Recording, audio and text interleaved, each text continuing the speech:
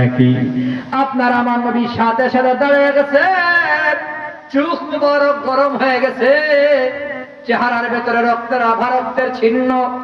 রাগত কণ্ঠে নবী ডাক দিয়ে বলে, সাহাবায়ে কেরাম, তোমরা এদিকে আসো, তোমরাই বুঝি পরামর্শ করে উসামারে আমার কাছে পাঠাইছো সুপারিশ করার লাগি? ভালো করে শুনিয়ে নাও, এই মহিলা আমার বংশের মহিলা কেন? নবী আবার জবাব দিয়ে, সাহাবীরা শোনো, শুধু আমার বংশের মহিলা না, আমার আপন কলিজার টুকরা ফাতেমাও যদি চুরি করত, আমি নবী ইনসাফের নবী, ইনসাফের বিচার করি, ফাতেমার হাতটাও কাইটা দিতাম। আল্লাহ তাআলা বলে, সমাজ ইনসাফ চালু করো। আল্লাহ নবী ইনসাফ চালু করেছেন। এক নম্বর সমাজ ইনসাফের বিচার। এরপরে আল্লাহ বলে, বল ইহসান, দুই নম্বরে ইহসান করো। ইহসানের অনেক ব্যাখ্যা, এক ব্যাখ্যা হলো মানুষের উপকার করো। আল্লাহ তাআলা বলে, সমাজে দুই নম্বর বিধান চালু করো, মানুষের উপকার করো। উপকার বলেন, মানুষের ক্ষতি নাকি উপকার? জোরে কোন। আরেকটা জবাব দেন, আমরা সমাজে উপকার করি নাকি ক্ষতি করি? জবাব দেয় না কে? আমরা বেশিরভাগ উপকার করি না ক্ষতি করি? আরে হাজী সাহেব নিজের টাকা খরচ কইরা কুটনামি করে বিয়া ফিরা, হ্যাঁ, অনেক মহিলা আছে কুটনামি করে বিয়া ফিরে দেয়, তারে বিয়া করে দেছো, হের মেয়ে তো লোক ভালো না, হ্যাঁ তো লোক ভালো না। আমাদের সমাজে কোনো ভাই যদি বিপদে পড়ে যাইতা, তারা আরো বিপদে পালাইয়া দেয়। অথচ আল্লাহ তাআলা বলে, মানুষের উপকার করো। ইহসান, একজন আরেকজনের উপকার করো। মিয়া সাহাবায়ে কেরামের জমানায় উপকার করতেন কেমন দেখেন। আমিরুল মুমিনিন হযরত ওমর, তিনি যখন মদিনার বাদশা, অর্ধেকটা পৃথিবীর শাসক হযরত ওমর, তো মদিনা থেকে 350 মাইল পথ দূরে নবী ভক্ত একজন লোকের বাড়ি, 350 মাইল পথ দূর থেকে মদিনার পথে রওনা করেছে। উঠে আসওয়ার হইয়া মদিনার পথে রওনা করে 200 মাইল পথ পাড়ি দিয়া মদিনায় যাবে। মরুভূমিতে ক্লান্ত, উঠেও ক্লান্ত, মুসাফিরও ক্লান্ত, মনে মনে ভাবে একটু আরাম করে নেই। খেজুর বাগানে উটের বাইন্দা একটু ঘুমায় গেছে। যুবক যখন ঘুমায় গেল, আর উট গাছের থেকে বাঁধন টান দিয়া ফিরা বাগানের ভেতরে ঘুরতেছে, আর নতুন চারাগুলা নষ্ট করতে আছে। বাগানের মালিক মুরব্বী মানুষ, আসরের নামাজ পড়তে আইসা অথবা সকালবেলা বের হয়ে দেখে যে একটা উট বাগানে ঘুরে, আর বাগানের গাছগুলো নষ্ট হচ্ছে। তো মুরব্বী মানুষ উটের তারা বাগানে একটা পাথর হাতে নিয়ে ঢিল মারছে। পাথর যখন ঢিল মারে, পাথর এত জোরে ঢিল মারে, আর উটের মাথার চারাই কইরা, মাথার চারা ফাইটা রক্তকরণ হয়ে উট মারা গেছে। উট মারা যাওয়ার পরে মুরব্বী মানুষ, সাহাবী মানুষ মনে মনে ভাবেন, আরে কার জন্য উট আমি মেরে ফেলছি? বান্দার হক, বান্দার হক আল্লাহ মাফ করবেন না, বান্দার হক আল্লাহ মাফ করবেন না। এই হাজী সাহেব বাবা, আপন ভাইয়ের সম্পদ ভোগ দখল কইরা বিক্রি করে মক্কায় গেলেন, আপন বোনের সম্পদ বিক্রি করে মক্কায় মদিনায় গেলেন, রওজা জিয়ারত করেছেন, মাথা আফে করেছেন, তাওয়াফ করেছেন, সাই করেছেন, আল্লাহর দরবারে ইবাদত কবুল হয় না। তো শুনেন ভালো করে, বান্দার হক মনে করে মুরব্বি দাঁড়ায় গেছে, আর যুবকের ঘুম ভেঙে গেছে। যুবক ঘুম থেকে ওইটা দেখে পাশে উট নাই। হায় হায়, আমার উট গেলে পাই। উটের তালাশ করতে করতে দেখে বাপনার ভেতরে উট ময়রা পয়রা রয়েছে। পাশে একজন মুরব্বী চাচার বয়সে দাঁড়ানো। চাচা গো, আমার উটকে মারছে।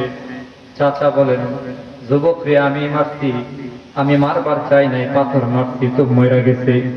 যুবকের মেজাজ গরম হয়ে গেছে, হাট মেজাজ, প্রচন্ড খিদা, আর মনে মনে ভেবে 150 মাইল পথ দূরে মদিনা, আমার বাড়ি 200 মাইল পথ দূরে, কেমনে যাবো মদিনা, কেমনে যাবো বাড়ি? মেজাজ গরম হয়ে গেছে, মেজাজ গরম করে মুরব্বীর এমন পিটানি দিছে, মুরব্বী জায়গাটি দুনিয়া থেকে বিদায়। মুরব্বী মারা যাওয়ার পরে যুবকের বিবেক ফিরে আসছে, যুবকের বিবেক ফিরে আসছে। হায় হায়, একটা উটের জন্য আমি মানুষ মেরে ফেললাম, আল্লাহ তাআলা তো ময়দানে মাফতার আমারে মাফ করবে না। বান্দার হক, আমি একজন মানুষের হত্যা করে ফেলছি, এখন যদি পুলিশের ভয়ে, সেনাবাহিনীর ভয়ে, ওমরের ফোর্সের ভয়ে যদি পালায়া যায় তো দুনিয়ার আদালত থেকে পালায়া গেলাম, কিন্তু আল্লাহর আদালত থেকে পালাবার সুযোগ নাই, পালাবো না। ইমানদার তো মুমিন তো মুমির ভক্ত যুবক দাঁড়ায় গেছে দেখি না, যদি মুরব্বীর কোনো সন্তানাদি আসে, ওয়ারিশ আসে, আত্মসমর্পণ করব আর হযরত ওমরের দরবারে হাজিরা দিয়ে আমি আমার প্রায়শ্চিত্ত গ্রহণ করব। এত যদি আমার মৃত্যুদণ্ড হয় তো মৃত্যুদণ্ড আমি গ্রহণ করব। কিছুক্ষণ পরেই মুরব্বী সন্তান দুইজন বাবারে তালাশ করতে করতে বাগান পর্যন্ত আসছে। আয়সা দেখে বাগানের ভেতর উট একটা ময়রা রয়েছে, পাশে বাবার লাশ করা, পাশে যুবক দাঁড়ানো। এরে যুবক, কে আমাদের বাবারে মারছে? যুবক বলে, ভাইয়ের আমার, আমি তোমাদের বাবারে হত্যা করে ফেলেছি শয়তানের ধোঁকায়। কেন রে যুবক, কেন? একটাই কারণ, আমার উটেরে তোমার বাবা মেরে ফেলছে, যার জন্য আমি তোমার বাবাকে মেরে ফেলছি। যুবক, তোমরা অপরাধ হাতে নিও না, আইন হাতে নিও না, চলো ওমরের দরবারে চলো, খলিফাতুল মুসলিমিন যা রায় করবে আমি রায় মেনে নেব। দুই ভাই মিল্লা যুবকের নিয়ে হযরত ওমরের দরবারে হাজির। খলিফাতুল মুসলিমিন হযরত ওমর সব শুইনা বলে, এ যুবক, তুমি কি জানো না উটের বদলে একটা উট দিয়া দিলি হয়ে যেত? যুবক, তুমি মুরব্বীরে মারতে গেলা কেন? তুমি কি জানো হত্যার বদলে হত্যা? কিসাসের বিধান কোরআনে আছে, নাকের বদলে নাক, হাতের বদলে হাত, চোখের বদলে চোখ। যুবক, যেহেতু তুমি স্বীকার করেছো মুরব্বীকে হত্যা করেছো, তাহলে আমারও কিছু করার নাই। হযরত ওমর বিচারকের আদালতে বসে মৃত্যুদণ্ড রায় ঘোষণা করে দিলেন। যুবকের মৃত্যুদণ্ড দিয়া দাও, যুবকের মৃত্যুদণ্ড হয়ে যাবে। এমন সময় যুবককে আমিরুল মুমিনিন ছোট্ট একটা দাবি আছে। কি দাবি বলো? মদিনা থেকে আমার বাড়ি 350 মাইল পথ দূরে, ওই এলাকায় আমি ব্যবসা বাণিজ্য করি। আমার সাথে একজন পার্টনার আছে, ইহুদি পার্টনার। ইহুদি পার্টনারকে যদি হিসাব না বুঝিয়ে দেয়, মদিনায় যদি আমার মৃত্যু হয়ে যায় তো মদিনার বাহিরের মানুষ জানবে না, এলাকার মানুষ জানবে না। ইহুদি হয়তো মনে মনে ভাববে মুসলমান প্রতারক ধোঁকাবাজ, মুসলমান প্রতারক ধোঁকাবাজ। অতএব 1 মাসের ছুটি কি দেওয়া যায়? আমি আমার গ্রামে যাবো, বাড়িতে যাবো, ইহুদির সাথে হিসাব লেনদেন শেষ করে মদিনায় আবার আসবো, এরপর আমার মৃত্যুদণ্ড হবে। হযরত ওমর বলে, যুবক, মৃত্যুদণ্ডের আসামিকে এমন ভাবে ছেড়ে দেওয়া যায় না। তোমার কোনো জামিনদার আসেনি, তোমার বাপ আসেনি, ভাই আসেনি, কোনো একজন জামিনদার যদি থাকে তাহলে যেতে পারো। যুবক বলে, আমিরুল মুমিনিন, আমার বাবা নাই, আমার ভাই নাই, মদিনায় কেউ নাই। হযরত ওমর তখন বলে, কিছুই করার নাই, তাহলে তোমার ব্যবসার লেনদেনের চেয়ে মৃত্যুদণ্ডের দাবিটা অনেক বড়, অতএব আমি তোমাকে ছাড় দিতে পারি না। আজ আল্লাহ মৃত্যুদণ্ড কার্যকর করে দাও। যুবকের মৃত্যুদণ্ড কার্যকর করে দেবে। এমন সময় একজন উপস্থিত জনতার ভেতরে মুরব্বী একজন সাহাবী দাঁড়ায় গেছে। ওমর, একটু সময় দাও আমারে, আমি আমার ভাইয়ের জামিনদার হইবার চাই, আমার ভাইয়ের বাড়িতে পাঠাইয়া দাও।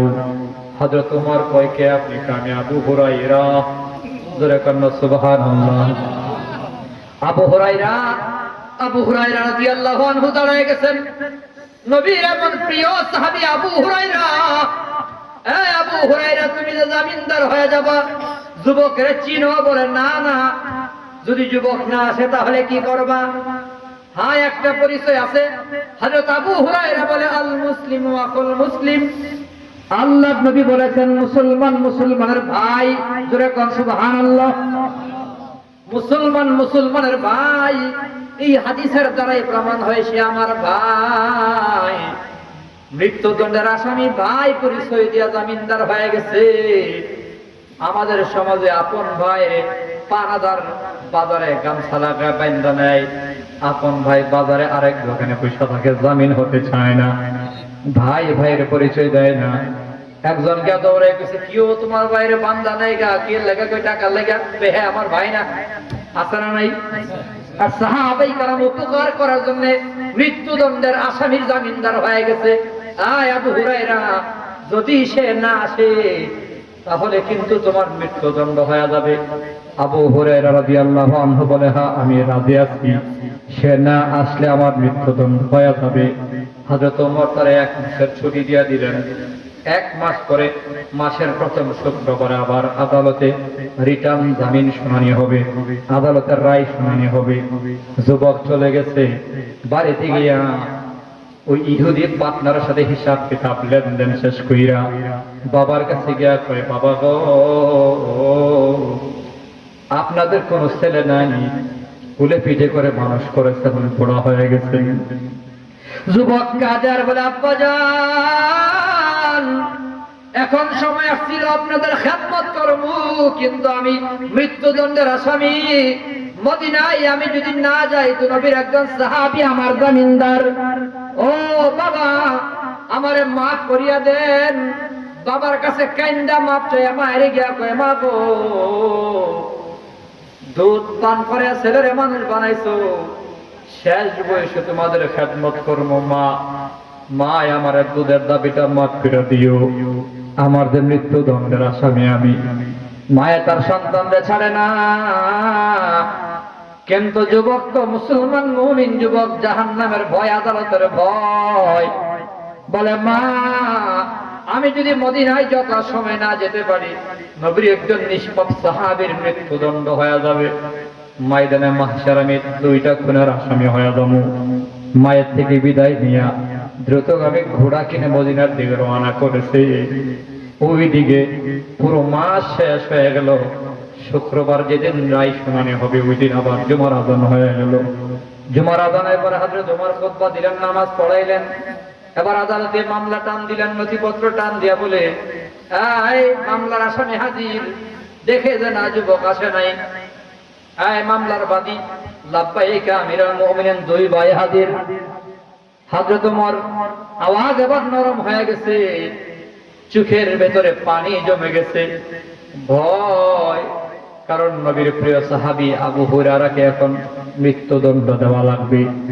হযরত ওমর দিল নরম, আওয়াজ নরম, জাল্লাদ, যেহেতু মূল আসামি আসে নাই, জামিনদার আবু হুরায়রাকে মৃত্যুদণ্ড দিয়া দাও। আদালত থেকে বিচার রায় শোনায় দিছে।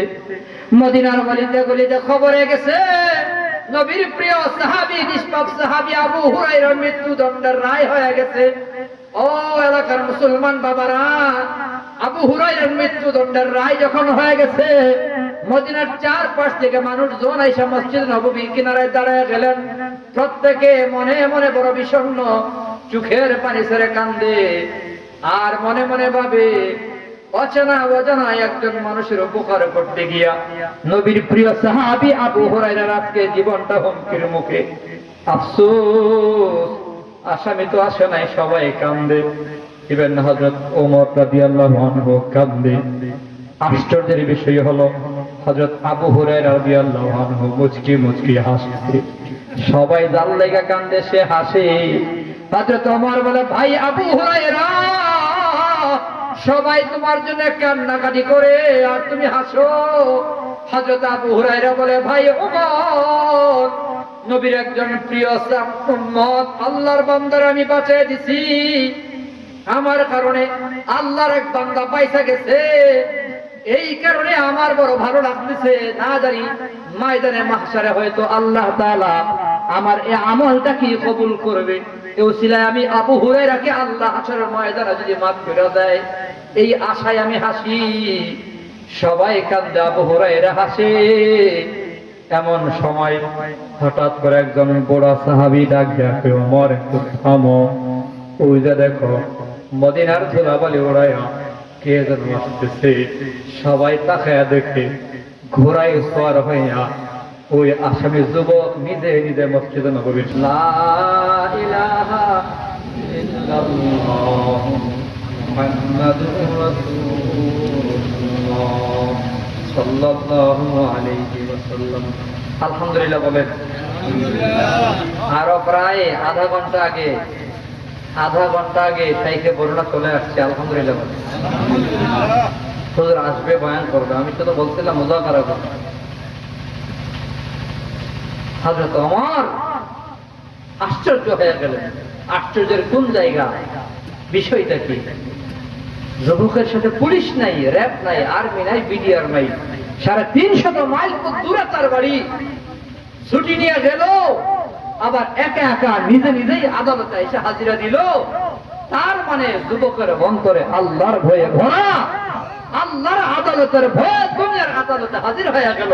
হযরত ওমর তার ইস্তেকবাল করে ঘোড়া থেকে নামায়া কপালে চুমু খায়া বলে, যুবক, যেই মুমিন নিজের পাপের প্রায়শ্চিত্ত মিটাবার জন্য আদালতে নিজে হাজির হতে পারে, তার আমল নামাই কোনো গুনাহ নাই। আমি ওমর সাক্ষী দিলাম। আর জোরে কোন সুবহানাল্লাহ। কিন্তু আদালতের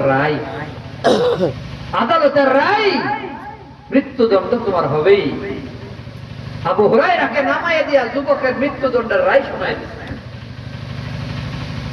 হযরত ওমর মৃত্যুদণ্ডের রায় শুনে আবার কান্দে। সবাই কান্দে আর মনে মনে বলা বলি শুরু হয়ে গেছে, হাই রে, যুবকটা বড় ভালো মানুষ, মুত্তাকি, আল্লাহর ভয় আছে দিলের ভেতরে, আল্লাহর আদালতের ভয়, ময়দানে মাহশারে শেষ বিচারের দিবসের ভয়। কিন্তু যুবকে মাথা গরম করে একটা অন্যায় করে ফেলছে। সবাই যখন কান্না করে, তো হযরত ওমর রাদিয়াল্লাহু আনহু রায় ঘোষণা করে মামলার বাদী 2 সন্তান ডাক দেয়া কয়, আমিরুল মুমিনিন, আমাদের কথা আছে। কি কথা? কই যে যুবক নিজের পাপের প্রায়শ্চিত্ত মিটাবার জন্য মদিনার আদালতে 350 মাইল দূর থেকে নিজে আসতে পারে, আপনি সাক্ষ্য দিচ্ছেন তার কোনো গুনাহ নাই এবং বেগুনাহ মাসুমের ফাঁসি হতে পারে না, মৃত্যুদণ্ড হতে পারে না। আমরা হইলাম মামলার বাদী, মৃত বাবার সন্তান হইয়া, বাদী হইয়া, ওয়ারিশ হইয়া আমরা তাকে মাফ করে দিলাম, তারে আমাদের ভাই বানাইয়া দেন। এমন উপকার যদি সমাজে চালু থাকে মিয়া, ইন্নাল্লাহা ইয়া'মুরু বিল আদলি, আল্লাহ বলে 1 নাম্বার সমাজে ইনসাফ চালু করো, ওয়াল ইহসান 2 নাম্বার উপকার চালু করো, 3 নাম্বার ওয়া ইতাইযিল কুরবা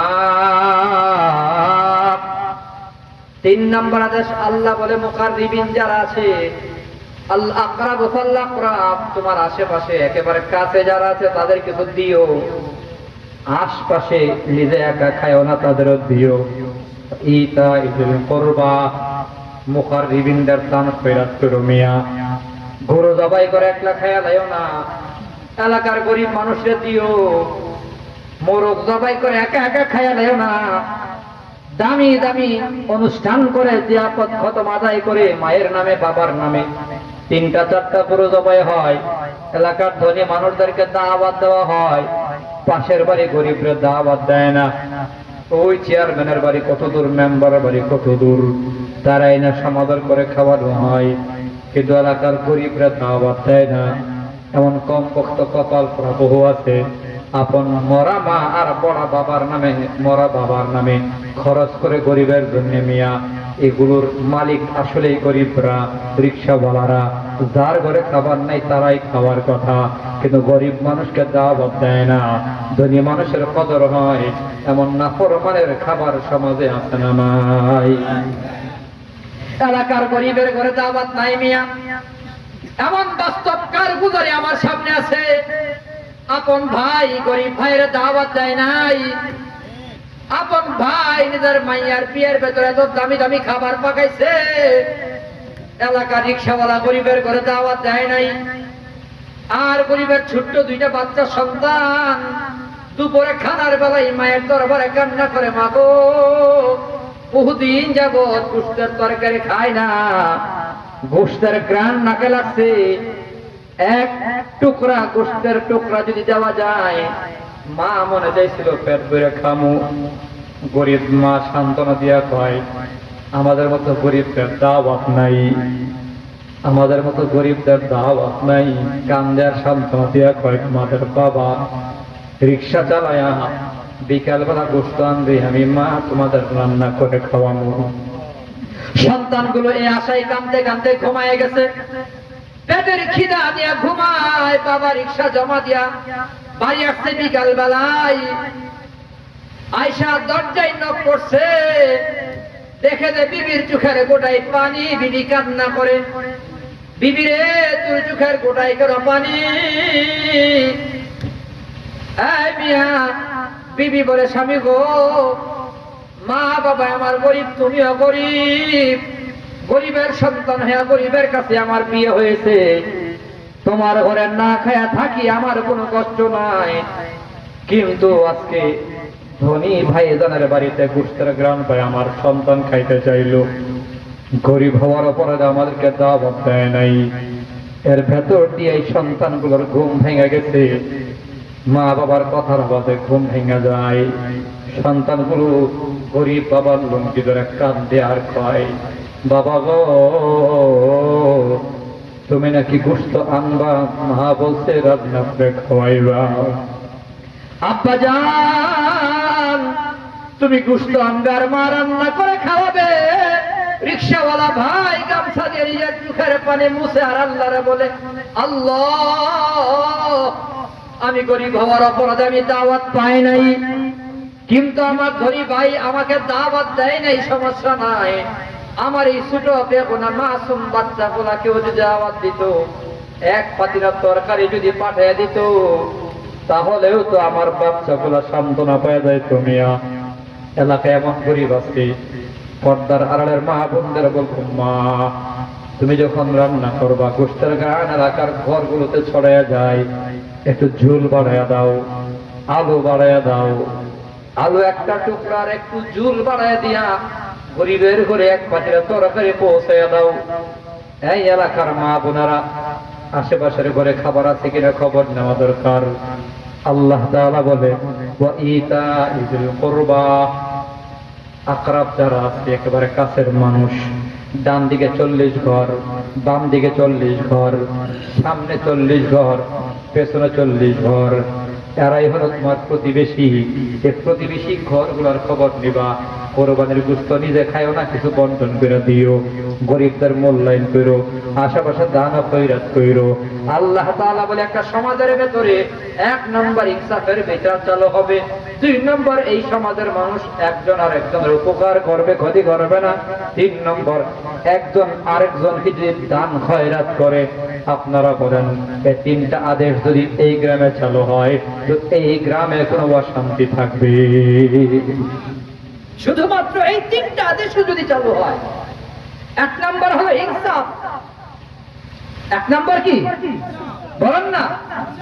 1 নম্বর ইনসাফ যদি চালু হয় সমাজের ভেতরে, ইনসাফ। নাম্বার 2, যদি একজন আরেকজনের উপকার করে। নাম্বার 3, আকরাব, আশপাশের মানুষকে যদি দিতে পারেন, দান করেন, খয়রাত করেন, হাদিয়া দেন, এমনিতেই দেন, দিতে থাকেন একজন আরেকজনকে, আপনিও দেন আমিও দেই, একে অপরকে যদি এভাবে দিতে থাকি, উপকার করতে থাকি, আর প্রত্যেকে যদি ইনসাফ ভিত্তিক চলাফেরা করি, তাহলে এই সমাজটা বড় সুন্দর সমাজ হয়ে যাবে। 3 আদেশও যদি চালু করা যায়, তাহলেও সমাজে কোনো অশান্তি থাকবে না। কথা বলেন ঠিক কি? ওয়ায়ানহা আনিল ফাহশাই ওয়াল মুনকারি ওয়াল বাগি। কথা শেষ করে দিচ্ছি 1-2 মিনিটের ভেতরে, 1 থেকে 2 মিনিটের ভেতরে কথা শেষ। যেহেতু পীর সাহেব হুজুর তিনি আসতেছেন, হুজুরের সবক আমরা নেব।